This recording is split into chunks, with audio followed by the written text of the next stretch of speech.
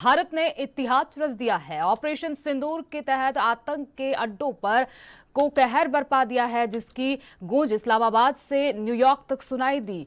पुलवामा, कंधार और अब पहलगाम। जब जब भारत को ललकारा गया, तब तक भारतीय सेना ने दुश्मनों को उसकी भाषा में जवाब दिया है। भारत पाकिस्तान के बीच सीज फायर के बाद तीनों सेनाओं ने 1 घंटा 10 मिनट तक प्रेस कॉन्फ्रेंस की। इसमें director general of military operation DGMO lieutenant general Rajiv Ghai, vice admiral AN Pramod और एयर मार्शल अवधेश कुमार भारती ने ऑपरेशन सिंदूर की जानकारी दी। एक रिपोर्ट देखिए। तबाही नंबर 1, 11 एयरबेस एवैक्स सिस्टम तबाह हुए विमान की कीमत थी 1660 करोड़। तबाही नंबर 2, 5 टॉप आतंकी सहित 100 आतंकी ढेर। मसूद अजहर के भाई सहित 14 लोग मारे गए। तबाही नंबर 3, पाक का आतंकी लॉन्च पैड तबाह। तबाही नंबर 4, आर्थिक नुकसान। पहलगाम में 26 मासूमों की लाशें बिछा दी गई थी। वे मासूम लोग जिनका लड़ाई से कोई लेना देना नहीं था, लेकिन आतंकियों ने ये साबित कर दिया था कि इंसानियत उनके लिए सिर्फ एक शब्द, मतलब नहीं। और फिर भारत चुप नहीं बैठा। हमारी सेनाओं ने वो किया जो जरूरी था। ऑपरेशन सिंदूर शुरू हुआ। आतंक के अड्डों पर ऐसा प्रहार हुआ कि पाकिस्तान की जमीन कांप उठी। कंधार, हाईजैक, पुलवामा और अब पहलगाम। जिन चेहरों ने इन साजिशों को जन्म दिया था, उनमें से 3 अब इस धरती पर नहीं है। हमारे जवानों ने उन्हें वहीं मारा जहां वे छिप कर बैठे थे, मुरीद के बहावलपुर, उनके ही बनाए नरक में। ये कोई जंग नहीं, ये इंसाफ था। हमने पाकिस्तान के मिलिट्री को नहीं, आतंक के ढांचे को तोड़ा है, ताकि फिर कोई पहलगाम ना हो। और अगर दुश्मन ने फिर गलती की तो जवाब और भी कड़ा होगा, क्योंकि भारत अब सिर्फ सहता नहीं, अब भारत बदल चुका है। लेकिन इस लड़ाई की कीमत में हमने चुकाई है 5 वीर जवान जो कभी घर लौट कर नहीं आएंगे। उनके परिवार आज भी इंतजार कर रहा है। दरवाजे की घंटी बजे और कहे कोई, आपका बेटा ड्यूटी से लौट आया। लेकिन अब सिर्फ तिरंगा लौटा है, और उनके बलिदान के साथ लौटी है एक गूंज कि हम आतंक के खिलाफ झुकेंगे नहीं, रुकेंगे नहीं। ऑपरेशन सिंदूर, आतंक के अड्डों पर भारतीय प्रहार।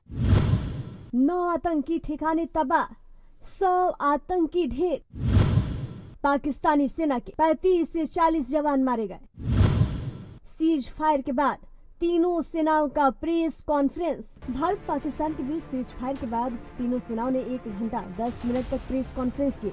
इसमें director general of military operation lieutenant general Rajiv Ghai, vice admiral AN Pramod और एयर मार्शल अवधेश कुमार भारती ने ऑपरेशन सिंदूर की जानकारी दी। लेफ्टिनेंट जनरल राजीव घई ने कहा कि पहलगाम अटैक में जिस क्रूरता से 26 लोगों को मारा गया था, इसके बाद भारतीय सेना ने पाकिस्तान और POK स्थित आतंकी ठिकानों को टारगेट किया। इसमें दुश्मनों को भारी नुकसान हुआ। ऑपरेशन सिंदूर के तहत 7 मई को हुई कार्रवाई में सीमा पार 9 ठिकानों पर हमने 100 आतंकवादी मार गिराए। इसमें कंधार, हाईजैक और पुलवामा अटैक में शामिल 3 बड़े आतंकी शहरें भी शामिल थे। 7 मई को हुई कार्रवाई के बाद पाकिस्तान ने ड्रोन और मिसाइल्स हमारे बॉर्डर स्टेट्स में स्थित सैन्य ठिकानों पर हमले की कोशिश की। हमने उन्हें हवा में ही मार गिराया, एक भी टारगेट सक्सेस नहीं होने दिया।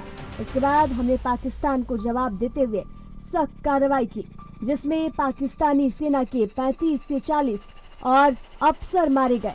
बॉर्डर और LOC पर हुई पाकिस्तानी सेना की गोलीबारी में हमारे 5 जवान शहीद हुए।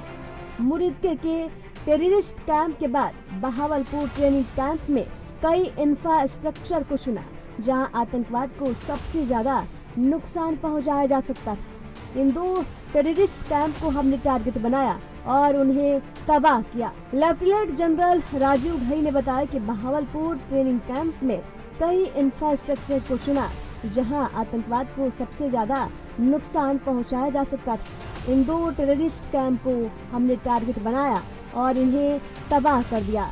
हमने टेररिस्ट इंफ्रास्ट्रक्चर को टारगेट किया। पाकिस्तानी मिलिट्री और किसी और इंफ्रास्ट्रक्चर को टारगेट नहीं किया। 7 मई के साथ यूएवी और ड्रोन से पाकिस्तान ने हमला किया। ये किसी लहरों की तरह थे। इनमें से 3 लैंड कर पाए, लेकिन ज्यादा नुकसान नहीं हुआ। हमने उनके आतंकियों को निशाना बनाया। उन्होंने मिलिट्री इंफ्रास्ट्रक्चर और सिविलियंस को निशाना बनाया। एयर मार्शल भारती ने कहा कि हमने वहां हमला किया जहां उन्हें सबसे ज्यादा दर्द हो।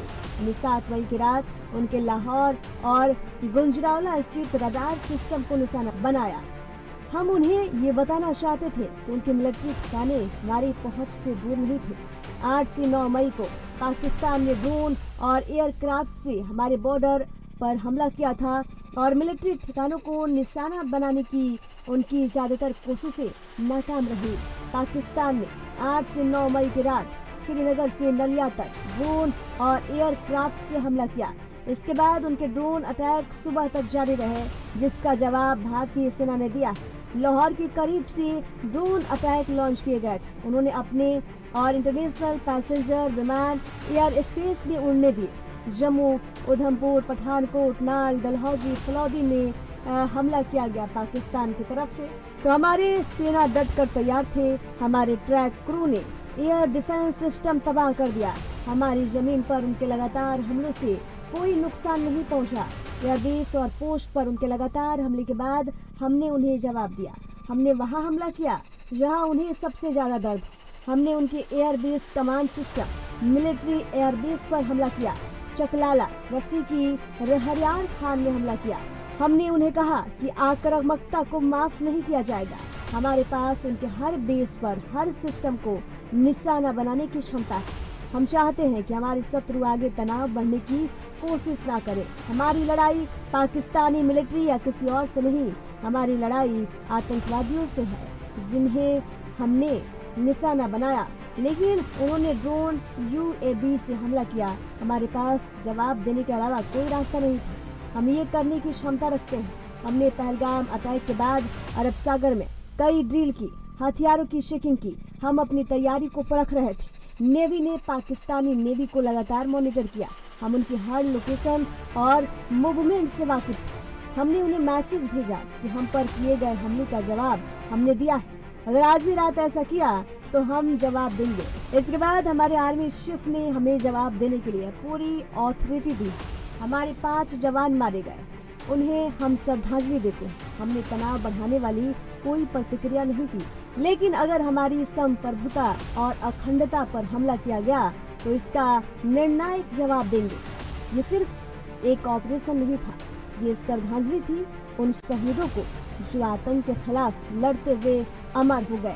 ऑपरेशन सिंदूर ने दिखा दिया कि भारत अब चुप नहीं बैठेगा। जो भी देश हमारी संप्रभुता पर हमला करेगा उसे सर्जिकल नहीं, निर्णायक स्ट्राइक का सामना करना पड़ेगा। एनबी न्यूज की खास रिपोर्ट।